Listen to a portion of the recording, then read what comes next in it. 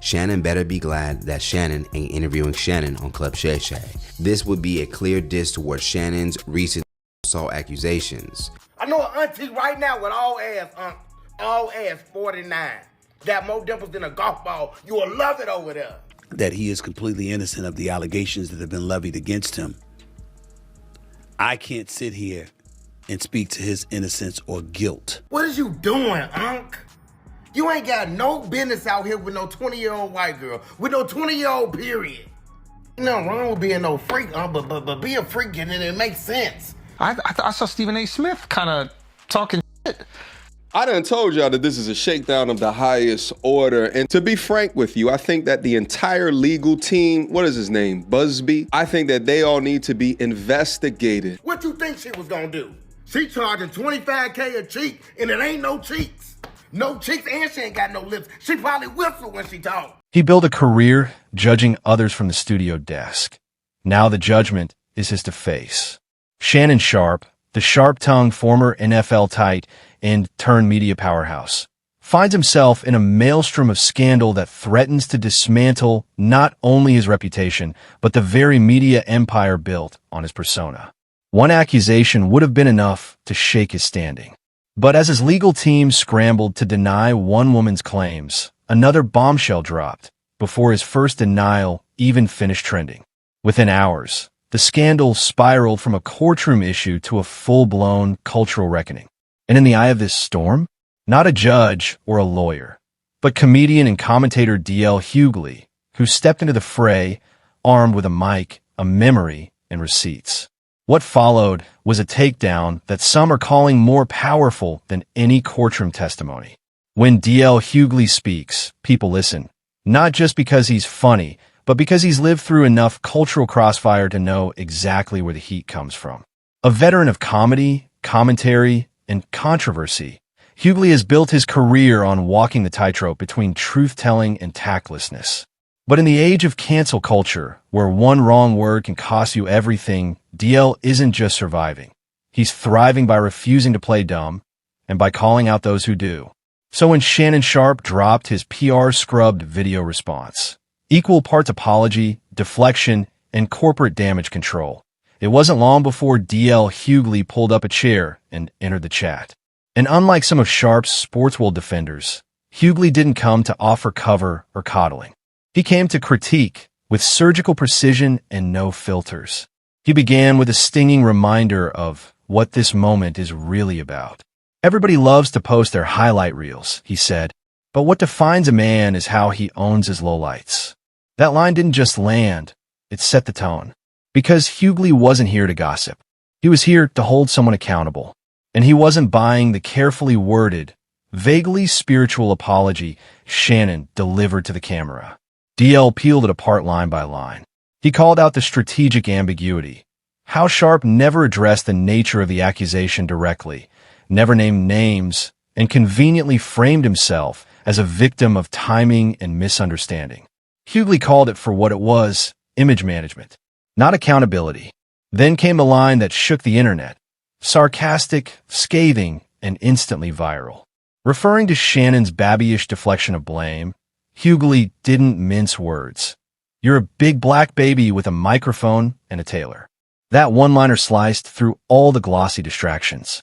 It hit at Sharpe's contradictions, his alpha persona, his chest-thumping discipline, the branding of masculinity he's sold for years, now unraveling under the weight of scrutiny. But Hughley wasn't just being mean for a soundbite. He was making a point about how some men, particularly men with platforms, get away with hiding behind charm, status, and curated vulnerability. You can't cry on air one day, DL said, and then pretend the tears are enough when someone says you hurt them. And that's what made this intervention so powerful. It wasn't a hit piece. It was a cultural read. A veteran looking a younger peer in the eye and saying, you don't get to coast on goodwill. Not anymore. D.L Hughley didn't just enter the chat. He reset the conversation. And in doing so, he forced both fans and critics to ask the real question. Is Shannon Sharpe a victim of accusation culture, or a man finally being seen without his filters? D.L Hughley's takedown didn't just sting because it was sharp. It hurt because it echoed something deeper, Shannon Sharpe's own moral playbook. For years, Sharpe positioned himself as the voice of discipline in sports culture, calling out bad behavior with the confidence of a man who claimed to walk the straight and narrow. From slamming NFL players over domestic abuse scandals to shaming athletes for poor decision-making, Sharpe built his brand on being a public moralist, an alpha male with integrity. But now, with accusations swirling and his vague apology under fire, the internet is dredging up Sharpe's own past receipts. The 2011 restraining order? It's back in the conversation. Old podcast clips where he boasted about locker room behavior and power dynamics? They're making the rounds too. The contrast is stark. The man who once demanded accountability from others is now avoiding it for himself. And DL's critique hits even harder in that context, not just as a rebuke, but as a reminder that the rules Sharpe used to preach still apply, especially when the spotlight turns on him. As the accusations against Shannon Sharpe gained traction, the fallout wasn't just personal. It triggered a corporate earthquake. Behind the scenes, panic spread fast. Major podcasts suddenly hit pause, and whispers of sponsors threatening to cut ties became full-blown demands. Emergency meetings lit up network boardrooms, where execs were caught between two firestorms, upholding morality clauses or protecting a ratings juggernaut. One insider leaked an internal memo hinting at serious reputational risk, while another email floated across inboxes with a chilling bottom line. Sharpe segments were tied to millions in annual ad revenue. The financial stakes? Massive. But the brand pressure? Even worse. With every hour, the calls for a clean break grew louder. What began as a scandal was fast becoming a business crisis. And for the companies backing Sharpe, silence was no longer an option. As the controversy snowballed, the sports and media world began to cannibalize itself. No longer able to hide behind vague PR responses, insiders started picking sides. Some circled the wagons in quiet defense of Shannon Sharpe, but others, like Bart Scott, came out swinging. Scott didn't hold back, calling out Sharpe's deleted statement as cowardly and accusing him of hiding behind polished PR while dodging accountability. The criticism was sharper because it came from within colleagues, not just commentators. And what made it worse? The eerie silence from Sharpe's own inner circle. His co-hosts, once quick to ride for him, suddenly went quiet. No tweets, no sound bites, just a chilling absence that spoke volumes.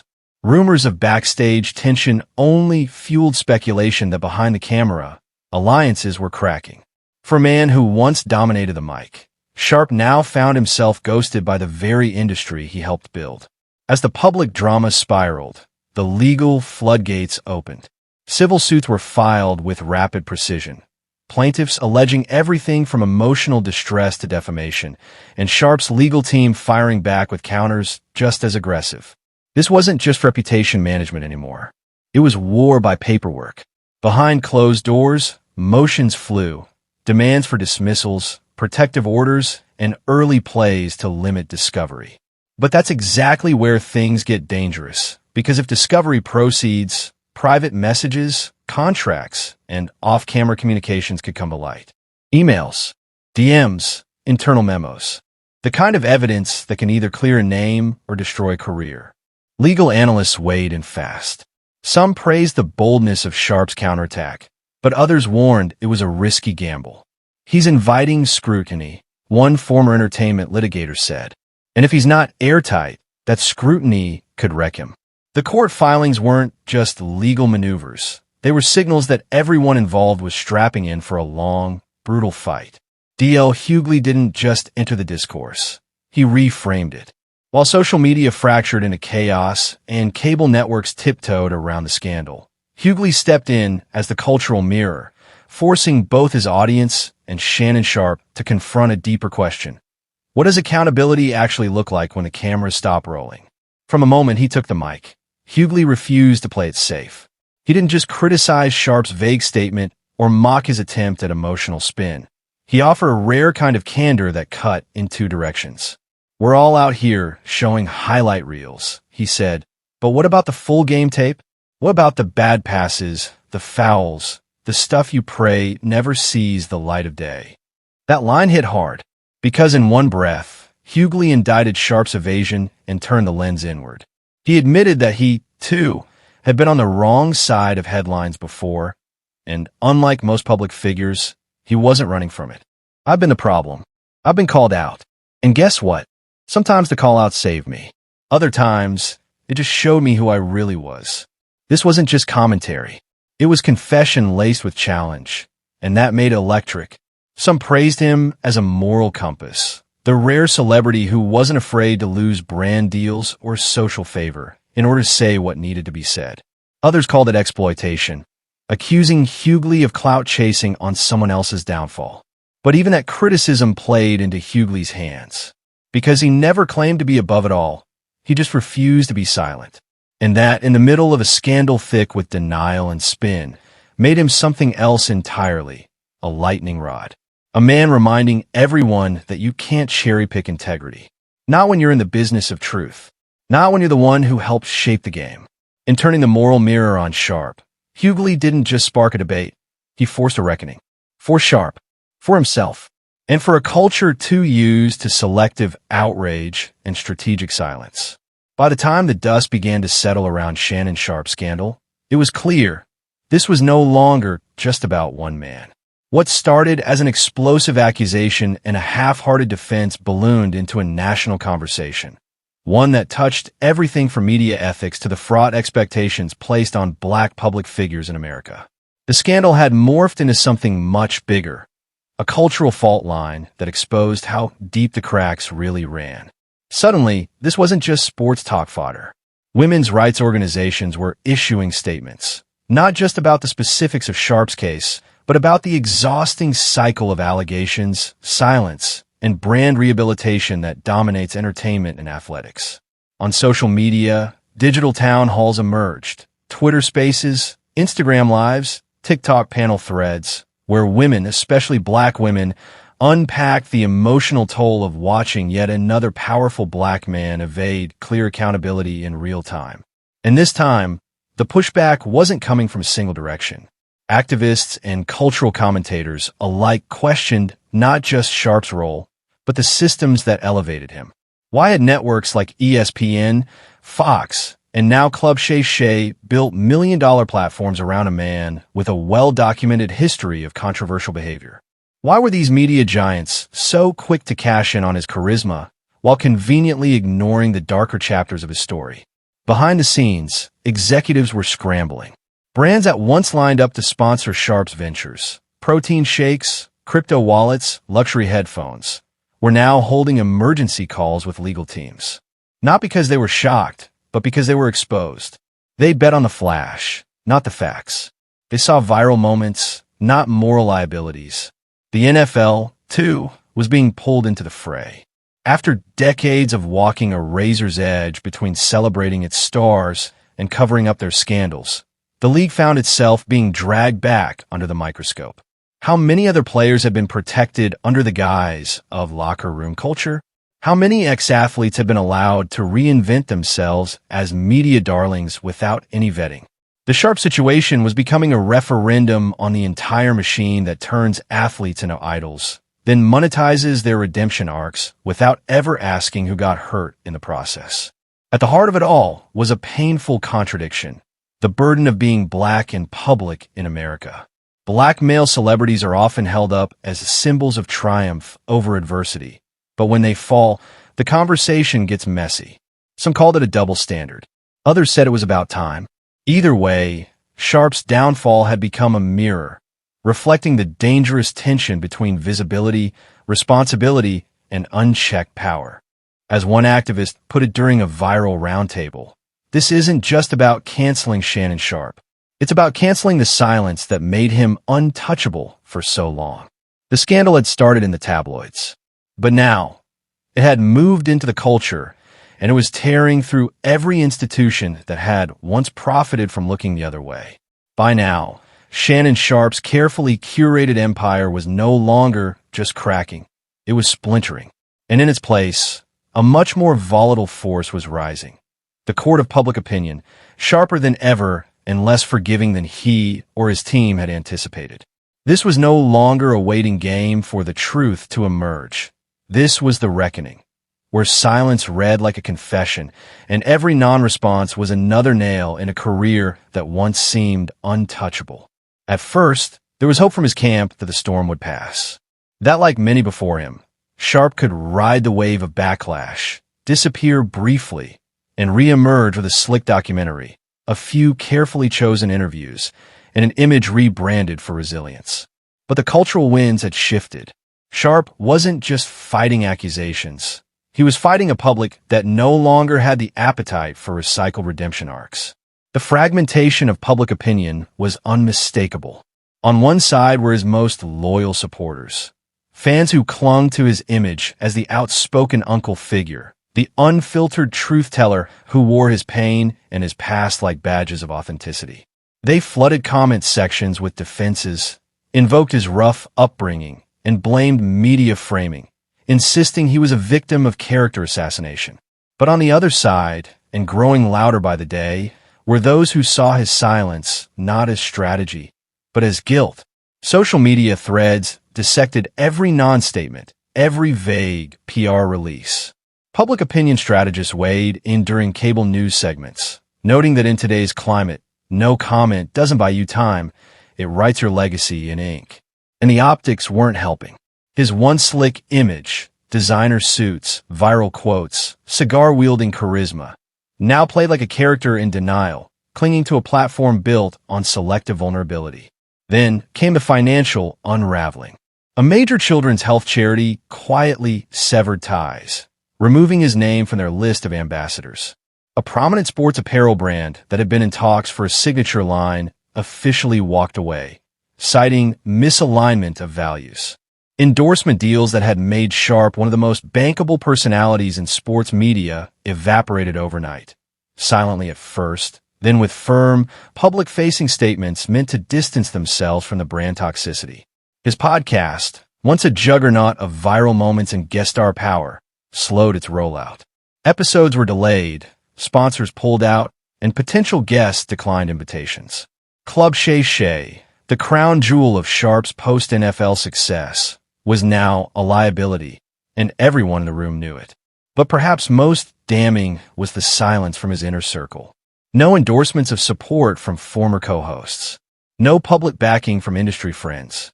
Even athletes who once sang his praises were now strategically quiet, unwilling to risk their own reputations by getting too close. That eerie silence was its own kind of statement.